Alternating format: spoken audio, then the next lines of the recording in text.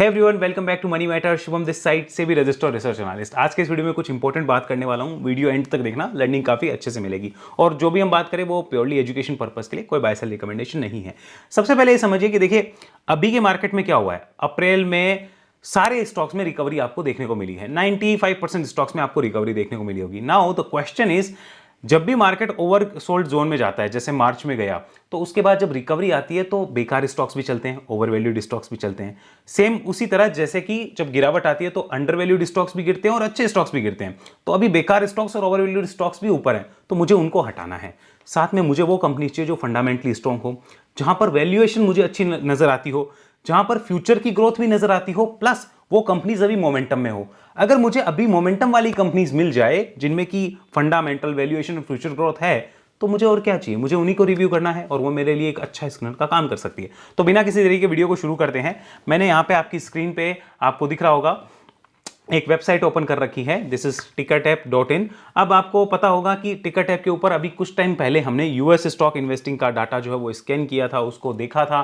तब से मैं इसको एक्सप्लोर कर रहा हूं। मैंने उस वीडियो में भी कहा था कि मैं इसको एक्सप्लोर कर रहा हूं और मैं आराम से इसको देख रहा हूं कि क्या क्या चीजें वेबसाइट देती है। तो यहाँ पे मेरी नजर पड़ती है एक स्क्रीनर नाम की, ये जो चीज दिख रही है आपको, ये सेक्शन है यहाँ पे, इस पे पड़ी। मैंने कहा देखते हैं क्या है। तो स्क्रीनर पे मैंने क्लिक किया। यहाँ पे दो ऑप्शन है मेरे पास, स्टॉक्स एंड म्यूचुअल फंड, दो ऑप्शन है। और ये स्कैनर को मैंने जब यूज किया ना, तो मुझे एहसास हुआ कि मार्केट में और भी बेटर स्कैनर्स वाकई में अवेलेबल हो रहे हैं यार। मुझे नहीं पता था इसके बारे में। अगर पहले पता होता इस ऐसे स्कैनर का, तो मेरे लिए शायद एनालिसिस एक नेक्स्ट लेवल पे चली जाती। यहां देखो, ये स्कैनर खोलते ही 5741 कंपनीज का जो रिजल्ट है वो मेरे सामने आ गया। अब यहां पर क्या, ये पहले से देखो प्री फिल्टर्स लगे हैं, stock universe, sector, market cap, मुझे सारे हटाने हैं। मैं इसको रिमूव कर रहा हूं।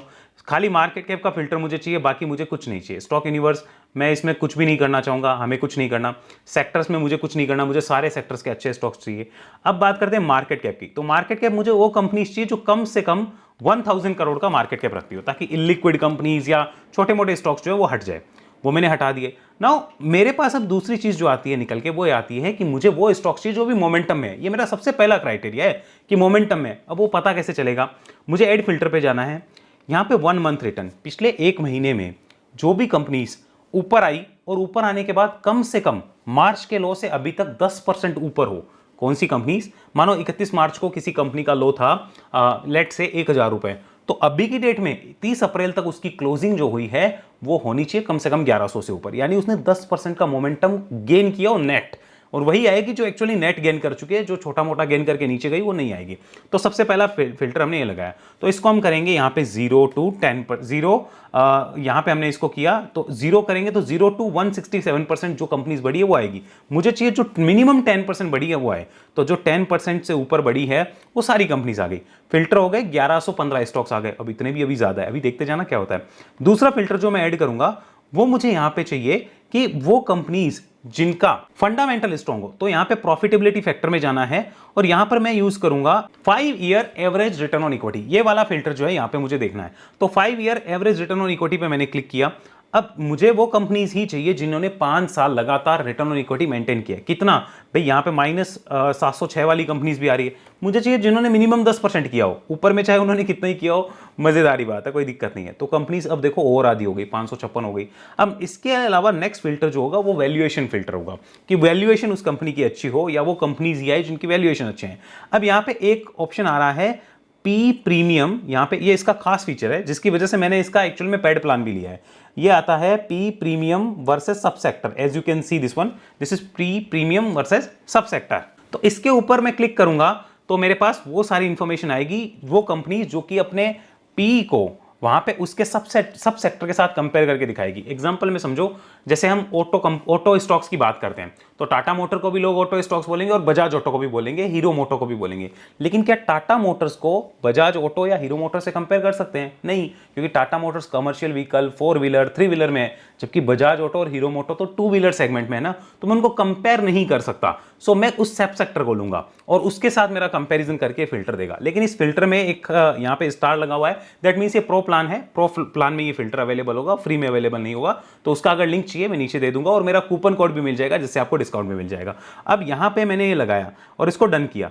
डन करते ही ये मुझे ऑप्शन दे रहा है कि आपको कौन से ऐसे स्टॉक चाहिए। मुझे वैसे चाहिए जो मेरे सब सेक्टर से, जो कि मान लो सब सेक्टर का जो पी है उससे डिस्काउंट पे अवेलेबल हो, यानी वैल्यूएशंस अच्छे हो। तो मैं इस पे डिस्काउंट पे क्लिक करूंगा तो मेरे पास वो कंपनीज आ गई जो कि सब सेक्टर से डिस्काउंट पे अवेलेबल है। जैसे मान लो सब सेक्टर का पी है 30 और इस कंपनी का चल रहा है 20, तो वो अभी उससे 30% डिस्काउंट पे अवेलेबल है। इस तरीके से मुझे वो कंपनी लिस्ट में आ जाएगी।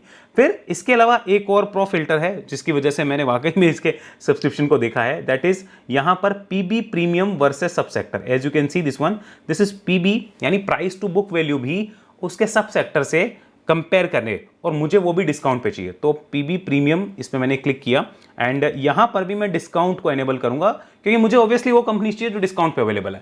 क्या इसमें प्रीमियम वाली नहीं कर सकते? कर सकते हैं, वहां पे भी एनालिसिस करेंगे तो मिल जाएगा, लेकिन प्रीमियम की करूंगा तो सारी आती है। तो यहां पे एक लिमिट लगा सकते हो कि चलो 10, 20, 30% प्रीमियम तक चल रहा हो तो समझ में आता है। जैसे प्राइस टू बुक वैल्यू मान लो एक कंपनी की अभी निकल के आ रही है 5, ओके, और सेक्टर की है प्राइस टू बुक वैल्यू 4.5, तो वो कितना ऊपर हो गई? लगभग जो है वहां पे आप कह सकते हो 10% जो है वो ऊपर हो गई है। तो इस टाइप का भी अगर हम निकालना चाहें निकाल सकते हैं, बट मैं डिस्काउंट पे फोकस करूंगा जो कंपनी नीचे चल रही हो। तो मेरे पास अभी तक क्या क्या हुआ? मार्केट कैप 1000 करोड़ से ऊपर वाली कंपनीज जिन्होंने 10% से ज्यादा रिटर्न्स दिया है या उसको मेंटेन किया है इन लास्ट 1 मंथ, 5 साल का उनका एवरेज ROE मेंटेन हुआ है 10% से ज्यादा। P premium versus sub sector में वो डिस्काउंट पे है, मतलब अपने सब सेक्टर से भी कम वैल्यूएशन पे वो ट्रेड कर रही है, और प्राइस टू बुक वैल्यू के टर्म्स में भी अपने सब सेक्टर से डिस्काउंट पे ट्रेड कर रही है। इसके अलावा खाली ये तो अभी का डाटा हुआ, मुझे फ्यूचर की ग्रोथ भी तो चाहिए। तो फ्यूचर ग्रोथ के लिए मुझे क्या करना होगा?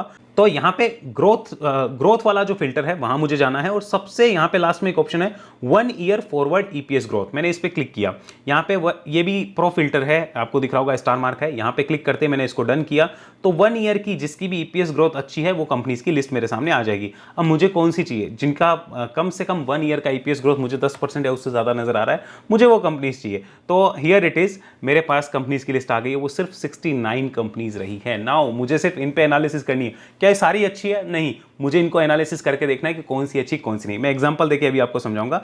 फॉर एग्जांपल यहां पर आपको एक नाम नजर आ रहा होगा, that is angel one. Disclosure, this is part of my portfolio, आपको पता ही है। तो मैं एंजल वन का अगर एनालिसिस देखूं, इस पर क्लिक करूं एंड रिव्यू करूं तो आपको बताता हूं क्या आता है। यहाँ पे हम एंजल वन के एनालिसिस पे चलते हैं एंड हियर इट इज, यहाँ पे भी मुझे सारी इंफॉर्मेशन मिल जाएगी।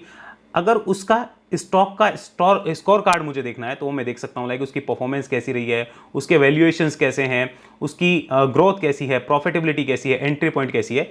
मुझे सारा अवेलेबल है क्योंकि मैंने प्रो प्लान लिया है, अगर आप लेना चाहें देख सकते हैं। तो यहाँ पर एंट्री पॉइंट अच्छा है कि नहीं है, रेड फ्लैग्स क्या है, वो सारे देख लिए। उसकी ट्रेलिंग 12 मंथ की पी, सेक्टर की पी क्या चल रही है, वो सारा कंपैरिजन भी हम यहाँ पे कर सकते हैं। सबसे इंटरेस्टिंग चीज़ है, अगर आपने किसी स्टॉक में SIP करी है तो इसका डाटा ये दिखाता है, देखने में मस्त लगता है। अब चलो जरा इसके चार्ट्स पे, हमें मेन बात चार्ट पे ही करनी है। तो पहले मैं एक बार वापस यहाँ आपको ले आता हूँ। 69 कंपनीज है, मैं आपको कुछ कंपनीज के चार्ट दिखाऊंगा क्योंकि हमें कुछ भी चार्ट पे कंफर्मेशन के बिना नहीं करना।